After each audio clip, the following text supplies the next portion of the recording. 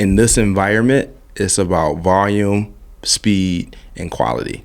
Like those are the checkpoints, right? So volume, how much content can you pump into the social media ecosystem every single day, every single week, every single month? The person who checks the volume box is going to be better than the person that only checks the quality box, right? If I can pump out 20 pieces of content to your one piece of content, I don't care how bad the 20 pieces of content is, I'm going to be more known than you are if you make a great piece of content. If we're both start from scratch. Yeah. Exactly. Like that's just the reality, right? Number two, can you do volume and quality, right? Because if you can do a lot of quality, a lot of content at a decent quality, then now you're better than the next person. And then three, how fast can you kick it out, right? Like if you can create a lot of content and you can do it quick and it's quality, then you win the game. Like that is the game. Like that's the checkmate when it comes to content creation.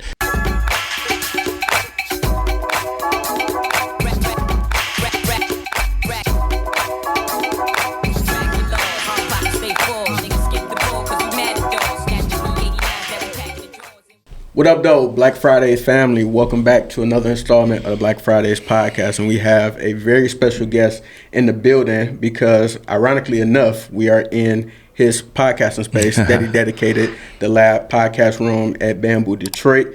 In the building is none other than Robert Courtney. How you doing, my brother? I'm doing good, man. I appreciate the invite. Hello to the guests watching. Appreciate you having me. For sure.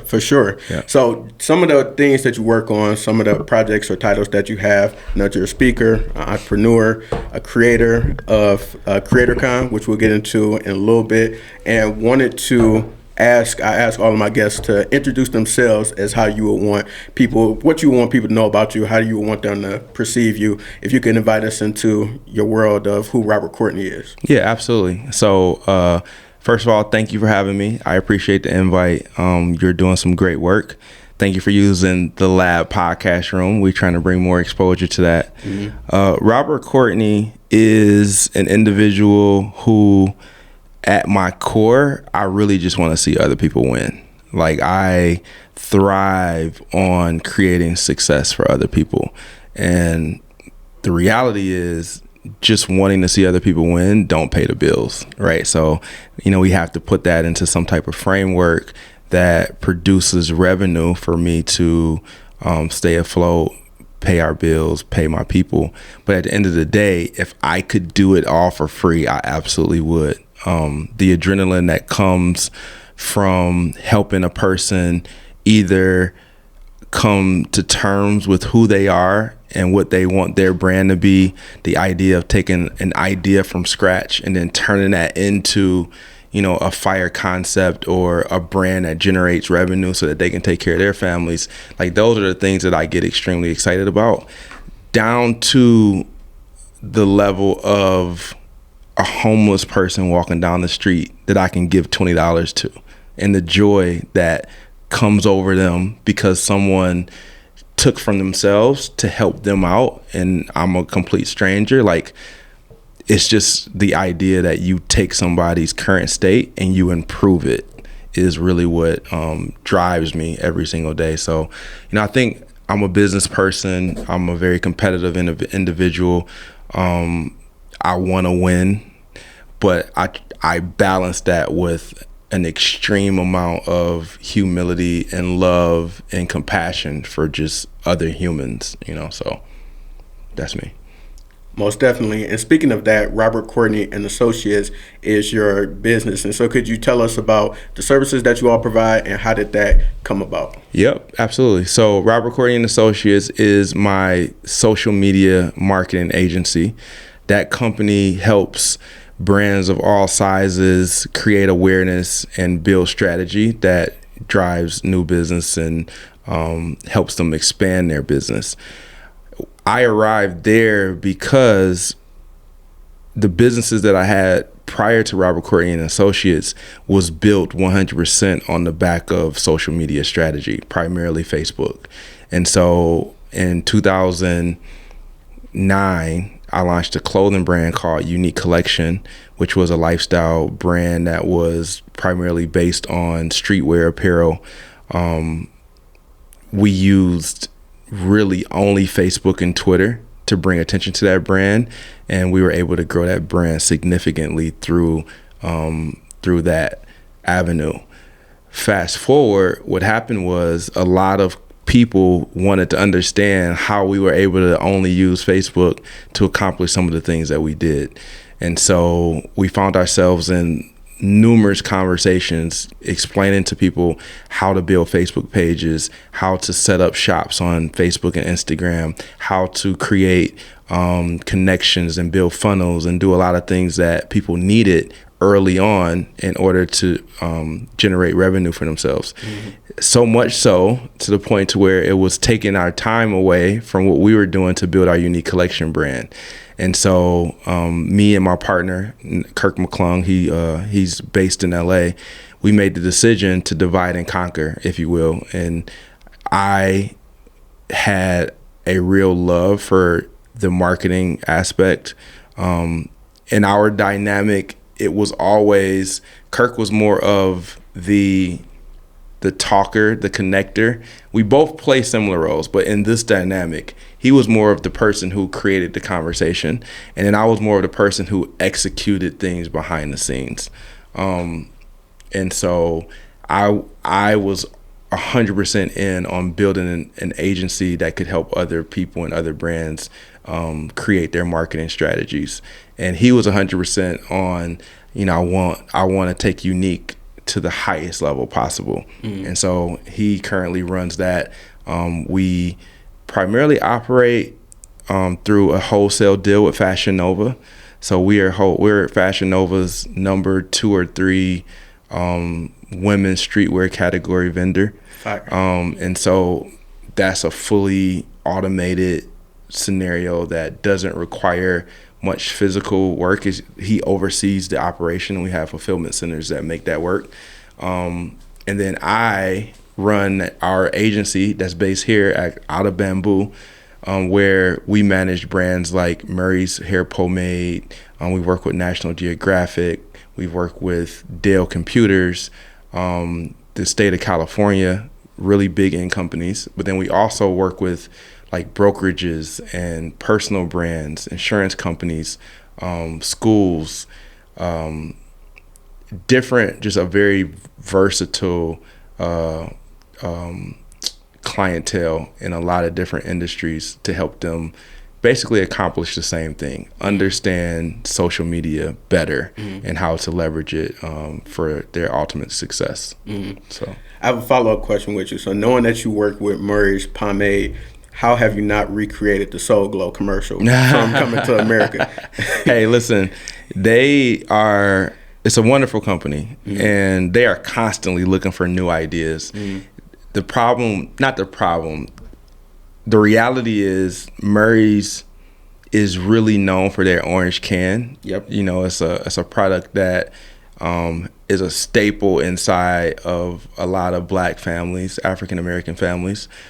But the reality is Murray's is a global brand that's used in so many different ways by so many different nationalities and ethnicities. And so as the marketer and as the social media agency that has been hired to help with the creative, the issue is constantly doing things that appeal to a wide variety of backgrounds, right? So while the Soul Glow commercial may connect with you, right, the German family who also uses Murray's for pompadous will have no idea like what we're doing or why we're creating that type of content. Right. So it's always just about like finding a balance to speak to a wide variety of audiences. And it's something that we continuously work on every day. Like we're not the only people involved in those creative meetings. Like we run social, but they have so many other marketing categories that other teams are responsible for. And so there has to be a collective type of conversation to arrive to certain plans and strategies. But at the end of the day, like I want to see the Soul Glow stuff too. That's a part of my childhood memory of Murray's. So, and how big is your team? We have 6 like full-time account execs. I have a project manager that's like my right arm. But then I outsource and use a ton of contractors and freelancers, probably over 20 plus content creators and freelancers that help us kind of move the needle on a monthly basis. And our framework for our company is different than most conventional agencies. We work on like a month-to-month model, and so our clients basically decide to keep us on board every single month, which is an interesting space to be in, and it scares a lot of people. It's like, you don't know whether you're getting paid. It's like, we believe in our work so much. We believe we impact the brands that we help build so much to where it's not even a thought. Like, we're not worried about that. And then, like, at the end of the day, if you decide that we're not a good fit no more, I'd rather you have the flexibility to say, I'm walking away, or this isn't the right thing for me, versus being in a relationship that you don't really want to be in the first place. So I try to move with the current. I try to put out content and do things that attract the right clientele. The people that's for me is for me, and the rest of the people, like, I wish them the best. Like, it's nothing wrong with not choosing us. Like, I'm completely fine with that. So, we're a smaller team, but we accomplish a lot with the team that we have. Absolutely, and I think that being able to adopt that business model provides a lot of assurance in terms of adopting your services, depending on the type of business that you work with. Because I know that you said you work with local brands as well. They may not be as big. So if you have that flexibility to be able to bring on someone like yourself and your company and your services on a month-to-month basis to see, hey, how's this working? Because, I was listening to a podcast earlier or yesterday that talked about how, you have so many cash dumps. Yep. And how can you make sure that whoever you're working with is driving impact for each other. Yep. And you have collective impact versus, like you said, being in a relationship or partnership business-wise that's just not working out. Yeah, I mean, as small businesses, because you're actually considered a small business until you're generating more than $2 million, right? Yep. So most of us are small businesses from like a financial standpoint. And being a small business, every move that you make is important, right? And you have to define what's important to you or what's important to me to make that decision. And for me, it's about peace of mind. Right? It's about flexibility. It's about strong relationships. It's quality over quantity. I probably could have doubled and tripled my bottom line multiple times, but I would much rather operate in the space of peace and quality versus a ton of money, but I'm running around with like a chicken with my head cut off, or I'm losing the connection and the relationships that I have with my team, with the clients that we work with. So for me, we talked about earlier, the slow burn of letting it evolve and grow into what it's going to grow into. I am in absolutely no rush. Like, I cherish every minute of every single day. I feel no pressure, to perform. I only feel the need and the desire to do more of the things that I love, and when it turns to pressure, or when it turns into how much am I getting paid? Is this worth the money that's coming in? Then that's my first sign that this isn't the right situation. Like, I need to either change the dynamic of this relationship, slowly part ways with this particular relationship. But if we're stressing each other out, or I'm constantly looking at the dollars and is the dollars worth the amount of work or energy that we're putting into this, then something's wrong with that dynamic. And now I have to figure out what that is and then fix it the best way I can. That's powerful. Yeah. Very powerful. So I want to dive more into the business background and aspects, but I got to interrupt this part of the interview for my favorite part of Black Fridays, which is Freestyle Fridays. Oh.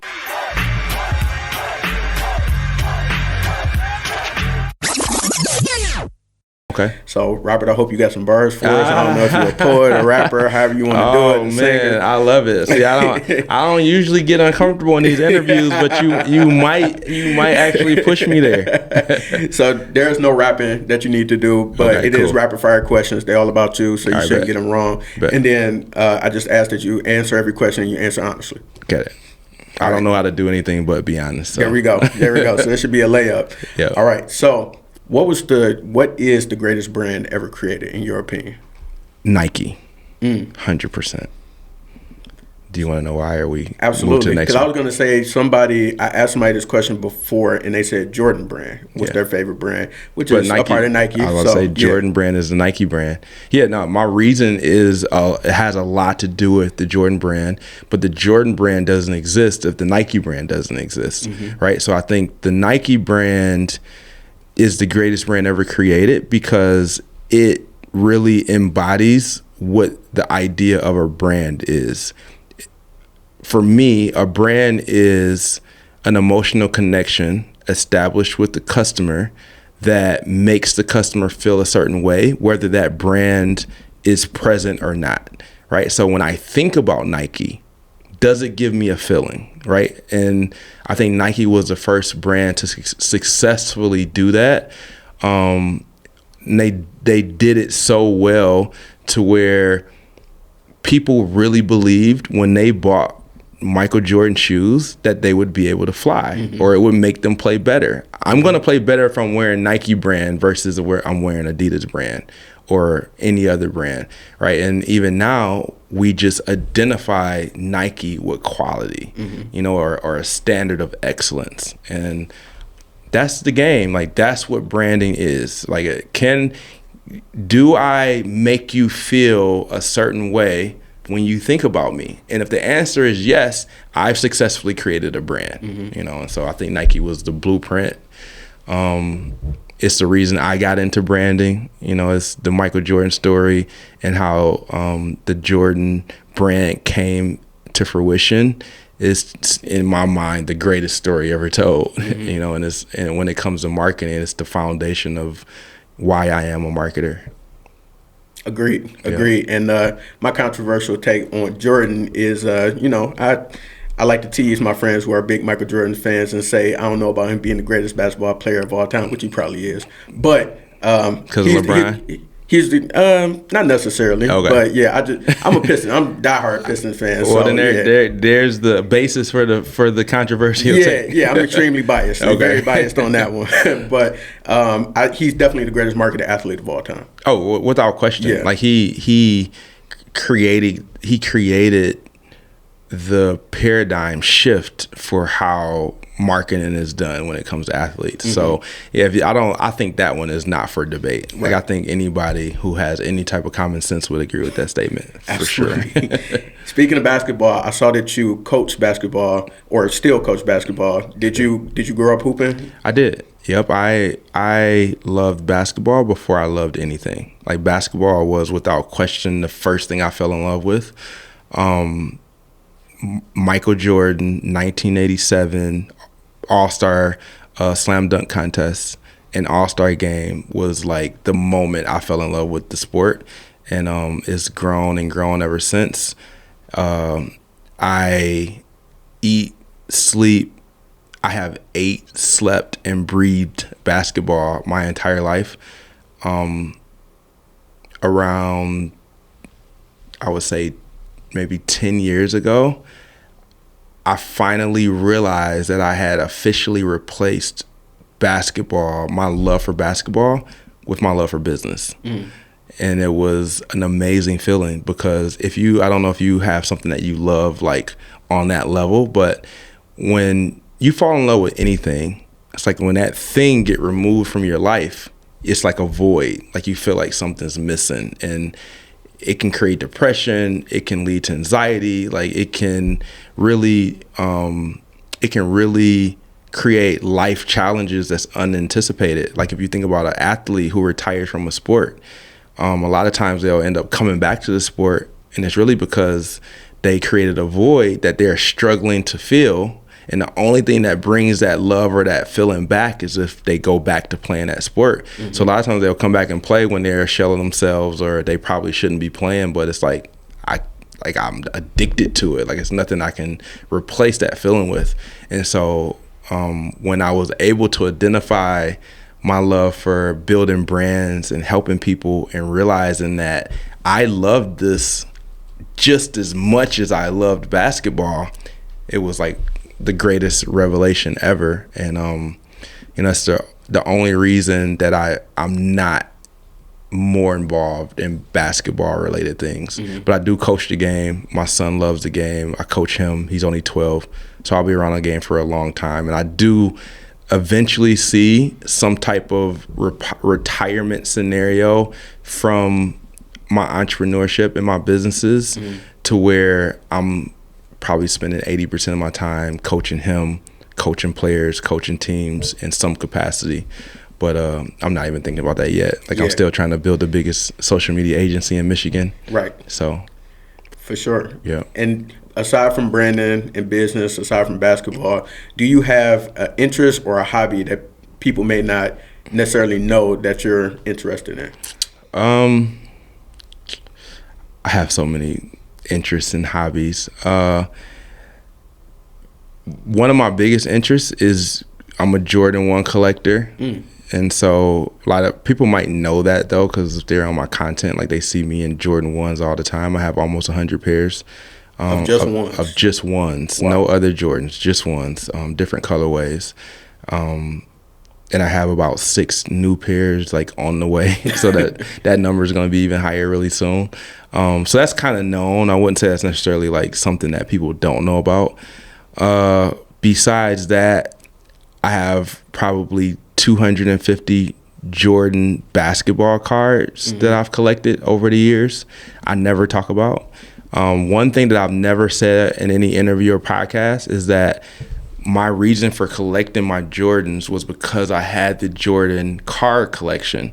So my plan is to build these capsules that included a pair of Jordan shoes and then a card together. And I just felt like people would pay top dollar for an old card and a retro pair of Jordans inside like a glass or plastic capsule.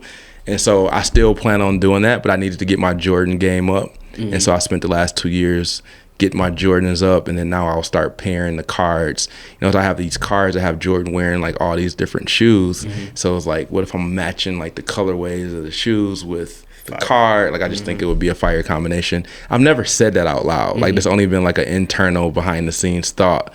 But hopefully I don't give that idea away and somebody go try to do the same thing. Well, the good thing is you got a head start. I was say I'm ready to go. Like it's literally just putting it together and slapping it on eBay or one of these different sites and letting people bid and see what they're willing to pay for that, because I don't even know what that price point looks like. But I know I can get 300 and up for all of my shoes as a starting point. So if I add a card in there that's worth, a couple $100, game changer.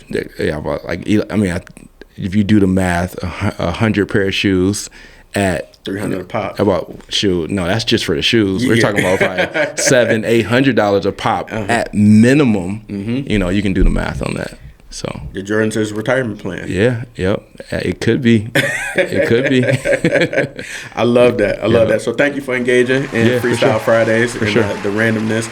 And I wanted to, as far as getting back into the business type questions. So we're sitting in the lab podcast room at Bamboo. Want to know, how did this podcast space come about, and like why a podcasting space? I know you're a member here at Bamboo, have been for years, and so wanted to know, how did this all come into fruition? So, as a social media agency, we understand how important podcasts have become as a part of a strategy, also as a part of allowing people to openly express themselves. A lot of times it's just tough getting content depending on what industry you're in. So if you can create a conversational format, a lot of times it makes pulling content a lot easier. And that's like the biggest advantage, I feel. The biggest reason that everyone needs if you have a business, you need a podcast, or you should consider some type of podcast format, because you can talk freely about your company and then pull those ideas to help you with the content that you're going to make for your brand. So we've dabbled in so many different podcast setups, renting podcast space, trying to create podcasts for ourselves. And finally, I was like, all right, we need a permanent setup. So I went to the owner of Bamboo, Amanda, who was an amazing person. Mm-hmm. And I basically said, hey, listen, I'm at a crossroads. I need to bring in some type of podcast scenario, but my space don't really allow for it. I can't go much bigger because your prices are a little outside of my budget, but at the same time, I want to stay at Bamboo. I don't want to leave Bamboo. And this was like maybe a year ago, like this was a while ago. And she said, well, let's experiment. Let's talk about some ideas. If you propose some things, maybe there's some things that we can do creatively to make it work. And so we started throwing around ideas, and then I presented this idea of what if we built a podcast room here? How can we use that, but then also make it available for other members? And she went dark for a while. I didn't hear from her for a while. I'm like about to occupy 2 spaces. And then she came back, was like, you know what, like, let's do it. We love to see, how you can build it out. We don't know much about it, but like we need something simple. Because the other issue is, how do we build a podcast room where you're using all of your equipment and then you're letting other people use that and you don't know if they're going to take care of it or whatever. And so we did some research and played around with some different equipment. And then we finally came to this where it's like, if you're going to video and actually grab the content, then you got to provide that.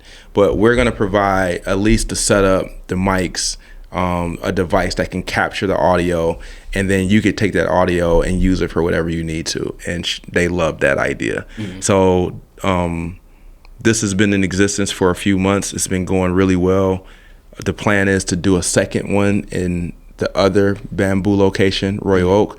That'll probably be an extension of our yellow room, which just so you guys know, the yellow room is my self-help.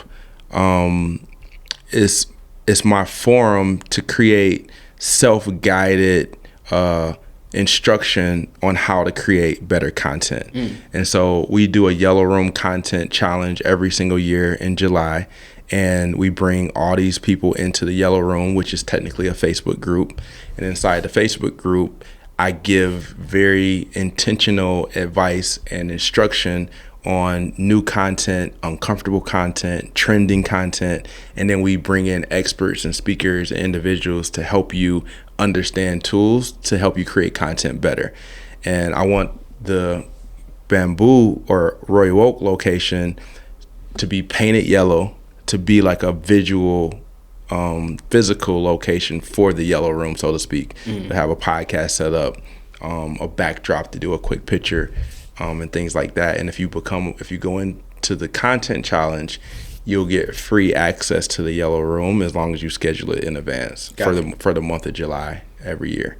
So that's kind of like the proposal that's out there. She's went dark again, but I'm sure she's deliberating with her team, and then she'll come back and we'll get the ball rolling. So for sure, we're gonna use this as collateral. There you go. Make sure you tag Bamboo and Amanda. Tag Bamboo and Amanda for sure. Well, first I want to say thank you for thinking of the concept, because literally the day I work like a block away when I come down to the office. And literally the day that they sent that email and said, hey, we have a podcast room, I packed up my stuff and I literally ran right over here, and it was closing in like 5 minutes or so. But shout out to Malika. She was at the front and she was still willing to give me a tour and let me come in here and see everything. And I was like, oh, this is exactly what I've been looking for, because like you and your team before, going around different locations, renting spaces and things like that, I was like, this is the exact type of setup that would be useful for me and the type of content that I'm trying to push out. So I'm glad that y'all even had that inception of that thought, and then being able to have that conversation with the folks at Bamboo and Amanda and the team to get this going. And I think that it provides a lot of value because of how straightforward and simple in terms of the concept of being able to come in here and plug and go, and then create your content, be yourself, let your personality kind of lead you, and then you don't necessarily have to worry about all the technical aspects that come with it. Yep, absolutely. Amanda and her team do a good job of communicating what's happening with Bamboo, and the things that's available. And, I think this room is kind of an extension of that. And she had, from what I understand, a lot of people inquiring about Bamboo creating a podcast room, so it was like, it's kind of a match made in heaven. The timing just lined up perfectly. She had a company here already that could easily bring that vision to life, and we were happy to do it. So 1,000%. Excuse me. And staying in that creative bag, I got to know about CreatorCon, because I was hurt. I wasn't able to join the first one in 2022, and I got to know the story behind it, because you had hundreds of folks, creators in their own right, but also high-profile people who have quality content, been doing their thing for years in different spaces. I believe that Jamel Hill was a headliner for that. So I wanted to know, how did CreatorCon come about, and what's the story behind that? So CreatorCon was a brainchild based on my idea and understanding of where we are in the digital space at the moment and what the big platforms are trying to do. And what that is for us is make us understand and realize that anyone that wants to use the internet or social media, to be specific, to generate business is a creator. And they've done a lot to kind of push that message forward subliminally. If you look at your profiles now, it says digital creator. That's all they see you as. I don't care if you're in real estate, insurance, hospitality, don't matter what field you're in, you are a creator if you are using the internet to put content on it to drive business for your brand. Like, that's the reality. And because of that, it creates a commonality between all these different industries. We're connected because we are both trying to create content so that people know who we are, so that we generate more leads, so that we create awareness for ourselves, or whatever your objective is. And that was pretty much the premise behind CreatorCon. How can I bring the most important industries together in the same place at the same time to share common goals, challenges, conversations, etc., but then also to help each other be better creators, because what you're doing in hospitality may help me in insurance, or what you're doing in real estate may help me in education. And so the future of CreatorCon is a very interactive space where we bring in leaders, experts in these different areas, different platforms, different mediums for creating, and have them speak to all these people in all these different industries on how to be better creators, with Detroit CreatorCon being kind of like the blueprint for getting that idea off the ground. And it's like, we're in Detroit, my relationships and connections are here. Why not at least invite the top influencers, top creators to this first one to kind of set the stage for what we'll do next? And so that's it in a nutshell. We intend on having it in November, like we did last year. But the goal is to be much bigger, better, so don't feel bad you missed the first one, because this next one is going to be the one that everyone definitely needs to be a part of. And what would you say was some of the biggest either lessons or just overall experiences that you feel like came out of this first iteration of CreatorCon? There was a lot of lessons. I mean, there's always lessons. Like, I look at literally like this podcast, like I'm learning, right? So I'm always in a space of just being informed. And so for CreatorCon, the biggest takeaway was probably just doing a better job at communicating what CreatorCon is leading up to it. I think the word creator attracted a lot of people, but right now that means something different for everyone that hears it. Right. So my goal this year, actually, it started like June 1st. We started just dropping content, sending out some emails, we're starting the process of building buzz and hype for what's getting ready to come. But last year we put the entire show together in less than 2 months. And that was from zero. And now we're not at zero. Like we're, obviously starting with a clear kind of idea of what we want to do. Last year we started and we only had an idea. We didn't know what it would evolve into. We didn't know if people that we invited would say yes. We didn't know if people would pay $50 for a general admission ticket. There was a lot of like unknowns that had to be established. But communication as to what it is, the day of the week was another thing. Like I have this vision of getting Detroiters to understand that major conferences are typically weekday events that happen on a Tuesday or on a Wednesday, and they're usually like 9 to 4, 9 to 5 in any other place.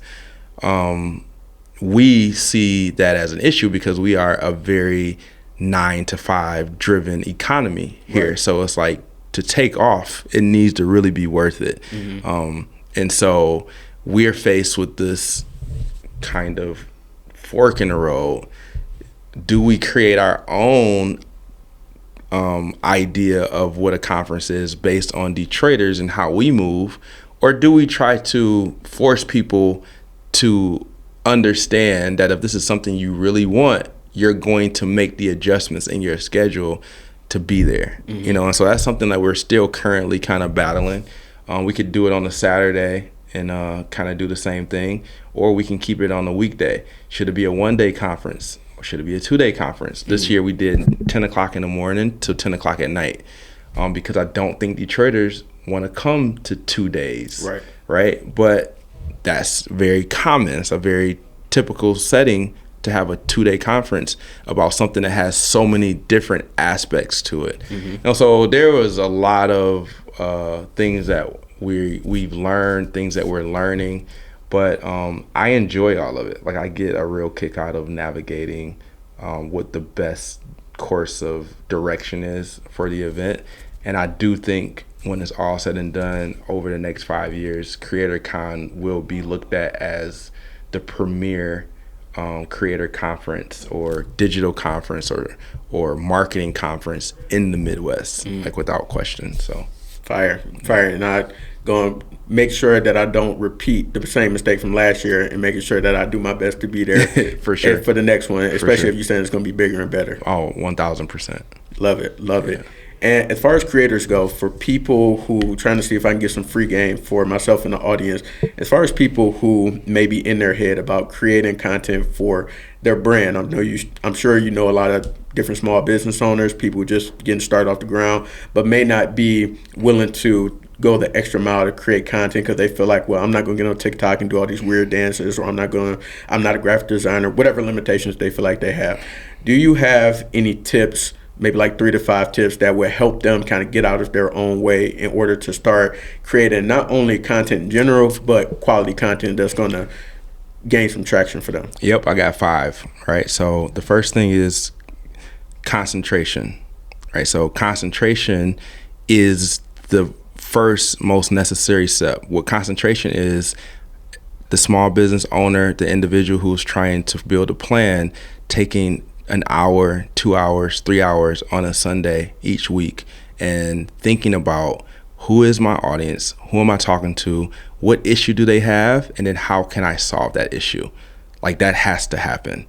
That creates clarity, right? So if you understand who you're talking to and what problem you're solving, then it helps you create a clear answer for the starting point of content, all right? The second thing is understanding why you're using social. Social is a branding tool. It's an awareness tool, right? So creating content is about just establishing awareness for who you are so that you can start the process of building a brand, making the emotional connection, creating an idea of who you are when you're not around to say anything for yourself, okay? And then lastly, content is, in this environment, it's about volume, speed, and quality.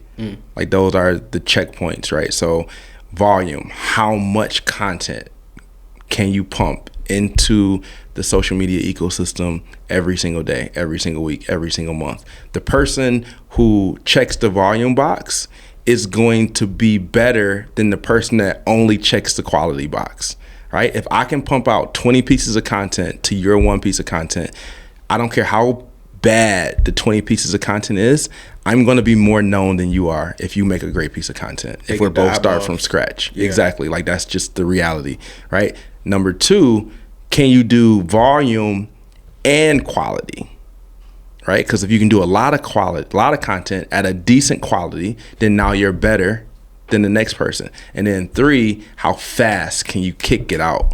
Right? Like, if you can create a lot of content and you can do it quick and it's quality, then you win the game. Like, that is the game. Like, that's the checkmate when it comes to content creation. The other thing is, entrepreneurship is just about self-belief, right? Mm-hmm. Like, the successful entrepreneur probably just believes in himself more than the next person when it all boils down to it, right? So when you're questioning your content, there's a lack of belief in your content, right? And then that's going to cause problems as a business owner just in general. So there has to be an evaluation of who I am, what is the challenge of my customer, and then how am I providing a solution, right? So it all comes back full circle. If you can answer that, then that's where the confidence comes from, right? It's like, now you're shooting in the gym. Like, you're the hooper who is just improving his skills every single day. And the more you improve on the answer, the more you have to offer the person who you're providing the solution for, the more confident you're going to be in the type of content that you create. Mm-hmm. So that's my advice. So if y'all still not creating content after hearing this and or making better, higher quality content, then the problem might be you. You got to reevaluate some other things. That's the other part, though. Like, I'm glad you said that. The problem is always you. Mm-hmm. Like, that's what, if more people, this is a life thing. This isn't just social media. Mm-hmm. If more people will point the finger at themselves, like, the world becomes a much better place. Everybody want to point the finger at the circumstance, at the people connected to them, at their boss, at I'm the problem. I don't care what's going on. I don't care who it could be blamed on. Mm-hmm. I'm the problem. I'm scared. I'm insecure. I'm lazy, like, whatever. If you look at it as you are always the problem, everything changes, because now you take on the responsibility of making it better.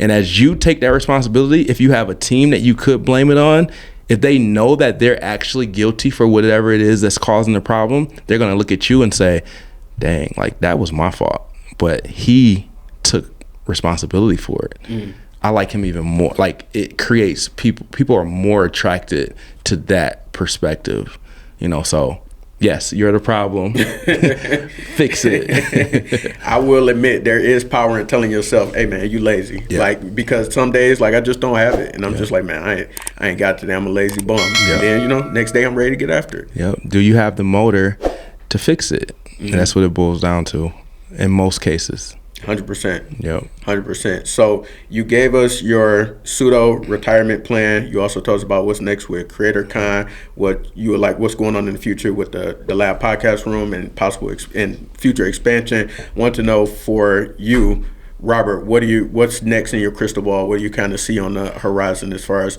next endeavors that you plan on going into? My bigger macro goal is just to automate all of my processes. I want to travel. I want to see the world. I want to raise my kids. I want to coach basketball. And so the way to do that for me is to create systems that give me my time back. And so, like, that's what we're currently in a process of doing, just really taking all of our things into an automated scenario. We're really close. We're currently building an app that our clients will be able to subscribe to, that will give them all the resources that we have historically given them, just manually, versus it being something that they can grab off of the app itself. Mm-hmm. And so we're building that out with us and my team being more in a supportive role. And so that's really like my mindset. Like, around my house, I have about 4 whiteboards. Inside of my bathroom, I have these charcoal markers that I can write on my shower wall and erase it off with no problem. And they all say, create enough amount of automated revenue streams so you can do whatever you want. Like, that's constantly on my mind. And so that's where I see, like, over the next 5 years, I will get to a point to where I'm needed very seldomly, throughout the course of the week. And if I am needed, it's something really big, like it's a big fire that I have to put out, which I'm okay with that because that'll keep me involved. But for the most part, things will be fully automated, and it'll help us to scale faster and generate enough revenue where I can use that money to help a lot of people. Mm-hmm. Yep. And I almost forgot, I wanted to ask you, what inspires you to create? I know that you had mentioned early on in life, it was Nike, Jordan brand, things like that. But present day, what do you feel like inspires you create the work that you do? I'm inspired by a lot of different things. I mean, I naturally have a motor that I know came from my mom. My mom is almost 80 years old, and she go harder than most 20-year-olds. And when I say go harder, like she just don't get mentally burnt out. Like, and we all hit that wall where it's just like, we don't feel like doing more. And my wall is just triple the amount of the average person, and I'm thankful for that. Like, that's my gift that was given to me. But in that, I'm constantly finding inspiration. I can go to bed tonight feeling exhausted, right? And I can literally have a dream and wake up like I'm ready to create 5 new things because like I just slept and had this dream, and now I'm ready to go. Inspiration comes literally from everywhere for me. So I don't think there's like a direct source, but obviously at the end of the day, I lost my wife in 2021 of August, and we have 2 kids, right? And so obviously when I look in their eyeballs and know that their mom's not around, like I'm the only one left, from a parental figure standpoint, then obviously like there's no other motivation that's needed, to keep doing what you're doing. So they play a big factor if I had to be like super intentional about it. But outside of that, like this conversation gives me inspiration to do more. Like every moment there's something that's inspiring me. That's huge. So, yep. Yeah, that's huge, man. And I really appreciate you taking the time and coming here and sharing in your podcast room, of course, but really got a lot of value from this myself. So I'm sure that everybody watching will be able to as well. So absolutely. Definitely just want to thank you once again for your time, man. Appreciate you stepping into Black Fridays. And everybody watching, definitely check out Robert and everything that he has going on. Go check out, your website, your socials. I almost forgot to ask all that. Where can people find you if they want to follow the journey? Yeah, most of my platforms are under Robert Courtney Collins. So you can find me there. You can text me. 313-529-5333. Don't call me, text me. And I interact that way. It is one way I really get a chance to nurture and connect with my community. I am completely fine with text messages, but if you want to connect with me, it's super easy. So I look forward to connecting with you all. Dope. Yep. So peace out. Catch y'all next time. Peace.